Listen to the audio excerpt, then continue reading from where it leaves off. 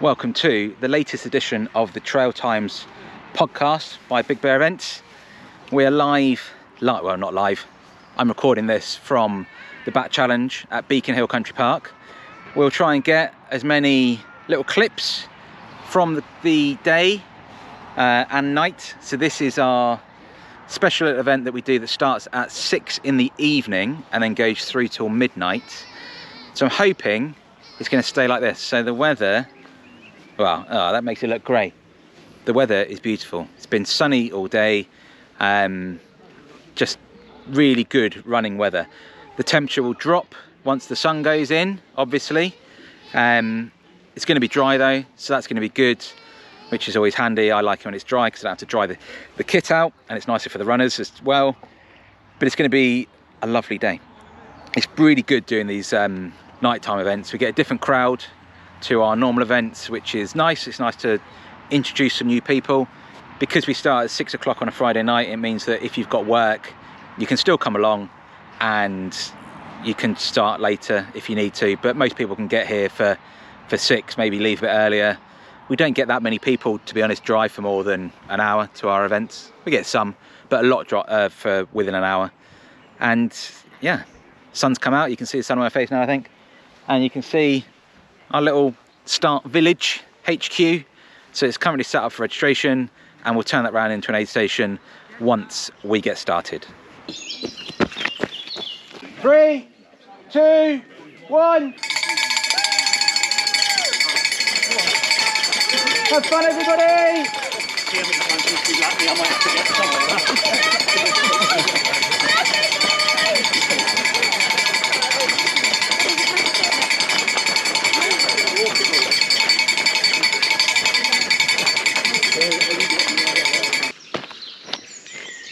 How are we getting on? Oh, I'm doing great. Thank you very much. What are you on, lap 3? I've done 3. Done 3. 4. The problem I've got now is I'll finish 4, but then I'm going to want to do a lap in the dark, a full one. Well, yeah, okay, you won't get a full one in, but I don't think you'll get back with any light. I reckon we're looking now at that.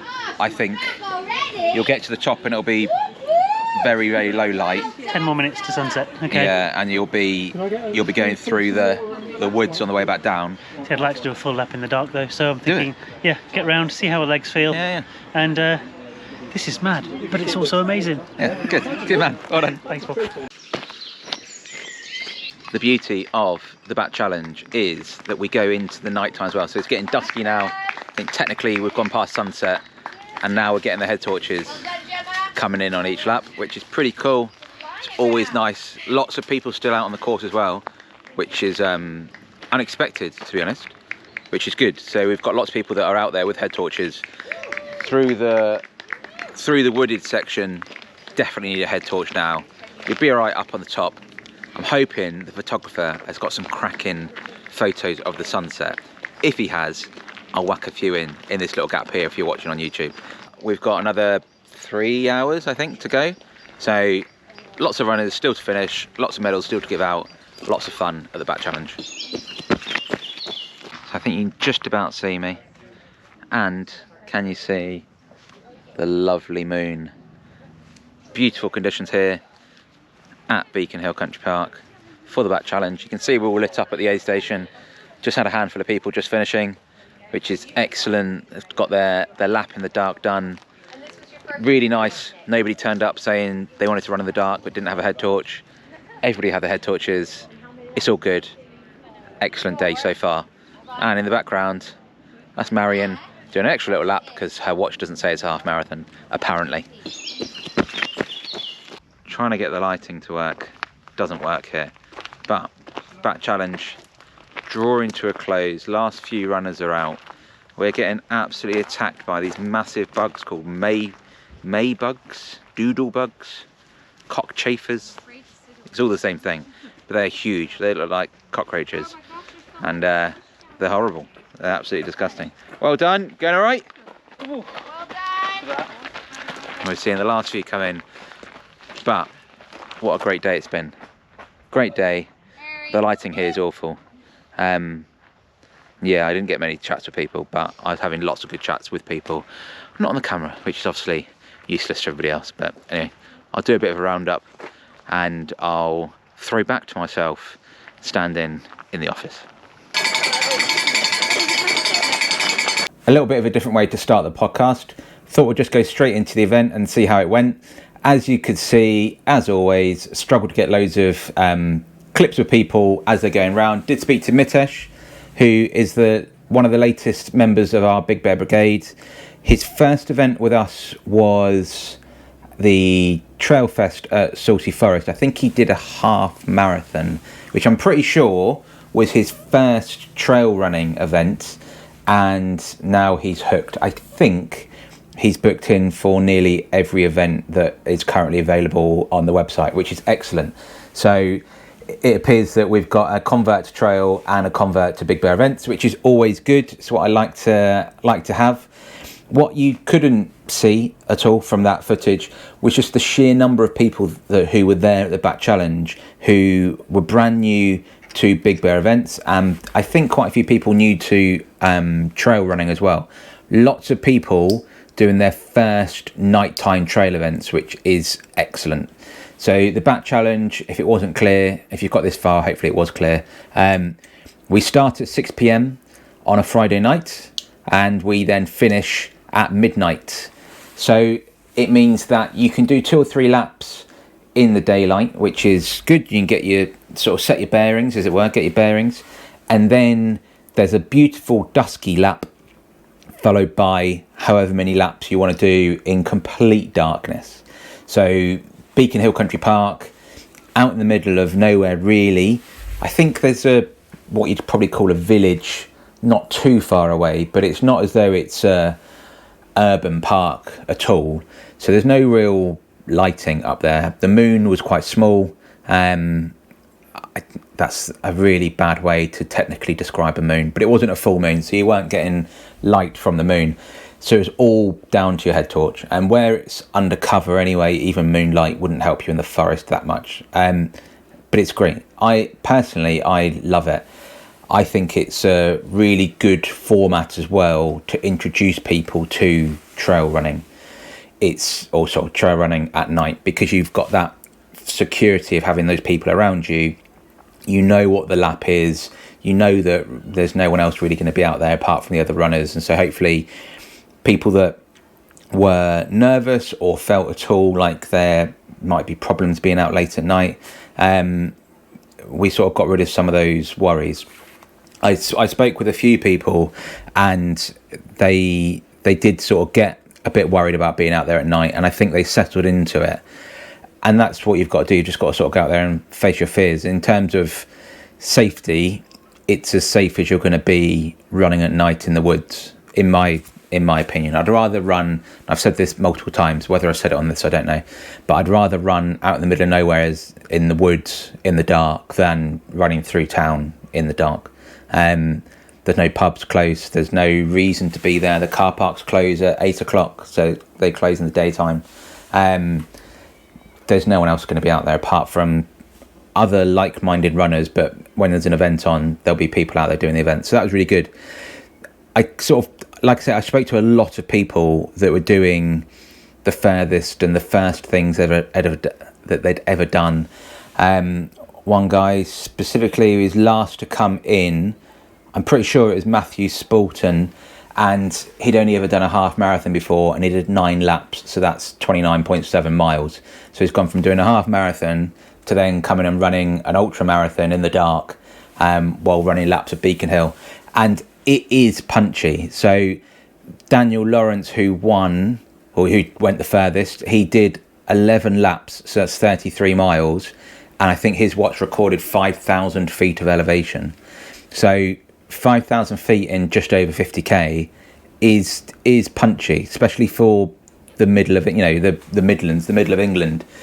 We don't often have courses that are that hilly, and there's nowhere on that course where it's sort of, you're not scrambling at all, right? None of it's steep, but effectively you're doing a mile uphill on every single lap. So if you do a mile uphill 11 times, your elevation's gonna creep up pretty quickly.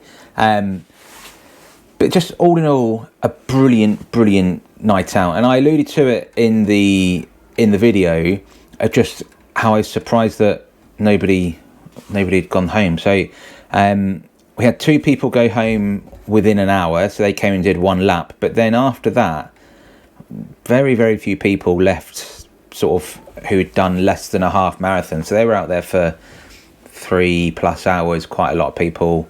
Very few people had stopped at about the halfway point, whereas in most of our events, sort of, just the flow of people stopping was different. People really wanted to get out and do a lap in the dark, which is excellent. And some of the photos that were put on the Facebook group of the sunset were amazing. The photographer got some really great shots as well of people running and the sun setting and so on.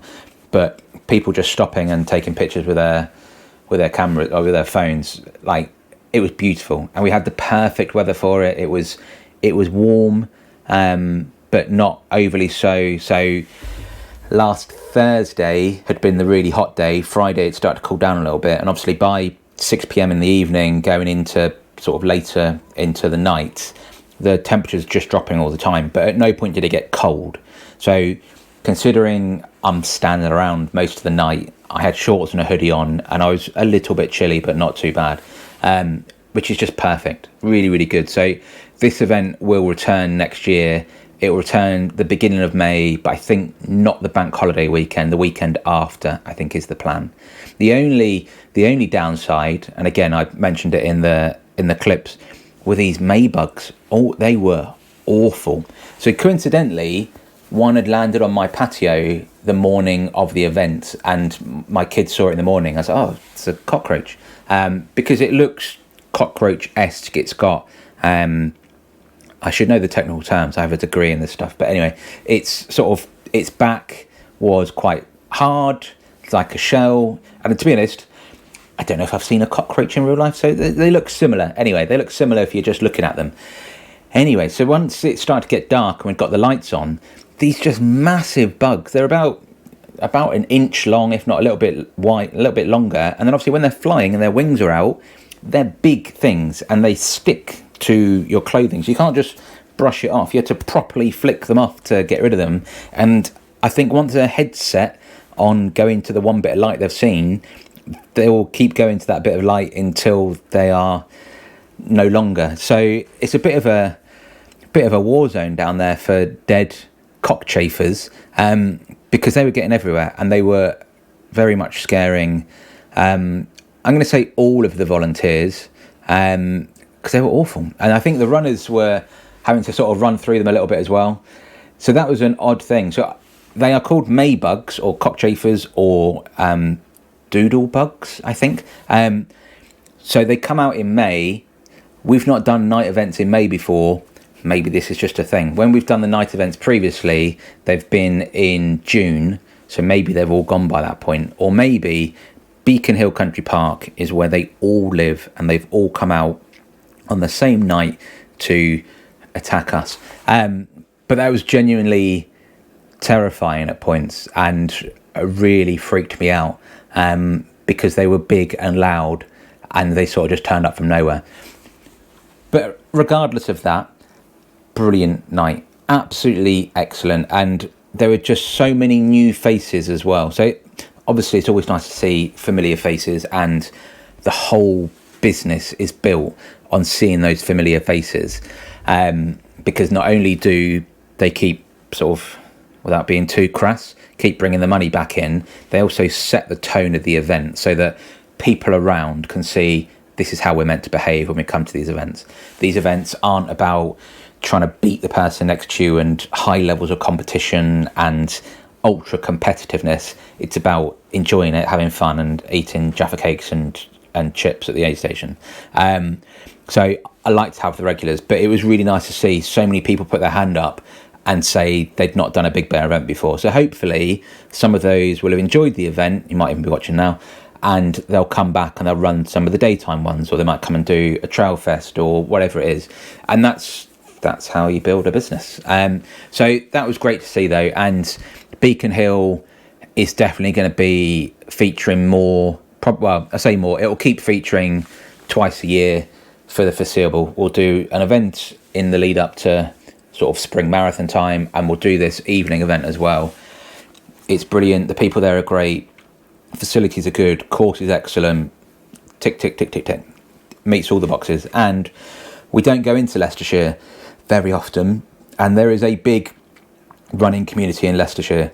Being near Loughborough and being near the university is also a good thing. So it was really nice. There was Jude was running, and she had maybe 10 or so guys and girls that were there supporting her. They had pizzas brought in. They were standing there eating the pizza. She's doing half marathon. I'm not sure if it was her first. It might have been her first half marathon, but she's doing a half marathon, and they were cheering her over the line every time. They were cheering all the other people over the line every time, and it's nice. It's just nice to see different crowds coming to enjoy it. And I'm going to assume the people that were supporting, they hadn't seen events like that before either. I did question why, if you're going to the premier sports university in the country, you're, rather than eating pizzas, you're not out there running yourself, because I think they all do in sports-based degrees as well. But they were adamant they were there to support. But again, just lovely people doing nice things, and it's just good fun, and we like it at Beacon Hill. It's not too far away from Rugby as well, so we still get all our Coventry-based people as well going over, and just excellent. So in terms of what Big Bear Events has got coming up, the next Big Bear event is the Woodland Challenge in Rugby. I went out and filmed along the course, which is easy because it's about half a mile from my house, which is handy. So there's a video online now of the Great Central Way in Rugby and what's going on there, what you can expect. Really, really nice course. Really good to use in the middle of summer as well, because where it's a disused railway that's really, really well looked after. But it's in a bit of a valley, so it's always a couple of degrees colder down on the track, like on the actual course, than it is everywhere else. So if it's a nice hot summer's day, it will be brilliant, because you'll be a couple of degrees cooler and in quite a lot of shade for the majority of the day. It's not magic, right? So come like 1 or 2 in the afternoon, it will start to get quite hot down there. But it is really nice when you sort of want a slightly cooler run when it's really, really hot outside. So we're there, and then we go to the Otter Challenge at Kingsbury Water Park as well later on in June. So we've got those 2 6-hour events coming up. Obviously we've got Trail Fest coming up at Cannock Chase in September, so starting to put some stuff up around that as well. And then personally, I've got the North Downs Way 50, which I'm race directing with Centurion. That is a week on Saturday, so that then takes me out doing that. So that's a very intense but a really enjoyable day. Really sort of just a different scale working with Centurion, because there'll be 350-ish people doing 50 miles point to point on the North Downs Way. So there's a lot of moving parts with that, a lot of bits to sort out. So that sort of keeps me busy for the majority of the week beforehand as well, just sorting out last minute snafus as they come up. And then also Centurion stuff as well, the South Downs Way 50k, that's coming soon. So there's a lot of planning involved in that. That is a huge event. I don't know the numbers, but the South Downs Way 50k and the 100 combined are probably going to be getting close to one of the biggest sort of ultra events in the country, I think. It might not be the biggest. I'm not claiming that, but it's definitely up there in the top few. The Lakeland 50 weekend, or the Lakeland weekend's probably bigger, I think. But this is a big old event that requires a lot of planning, and the most important part of that planning is that I think I've secured an ice cream truck for the Friday night. So, you know, this is the sort of top level race directing that I get involved in, sorting out ice cream trucks and booking hotels.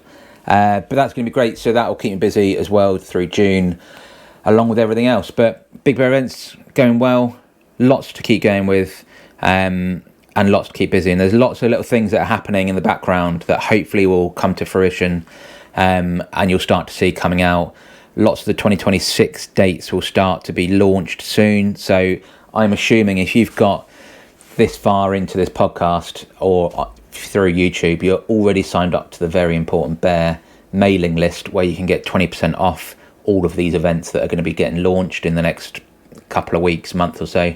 If you're not, sign up now, get the money off, I should say. If your plans change closer to the event date, you can just transfer out, you can change to a different event. You don't lose your money as long as it's 7 days before the event. No excuses, no doctor's note, none of that. I'm not fussed. You do what you want to do. If you want to change your plans, then you can change your plans. And that is all I will leave you with. So slightly shorter than when we've done the recaps before, but hopefully all killer, no filler. And I will speak to you shortly. I'm not sure when the next one will come out, but once there's something more to say, I'll be back on here to say it. Thanks very much.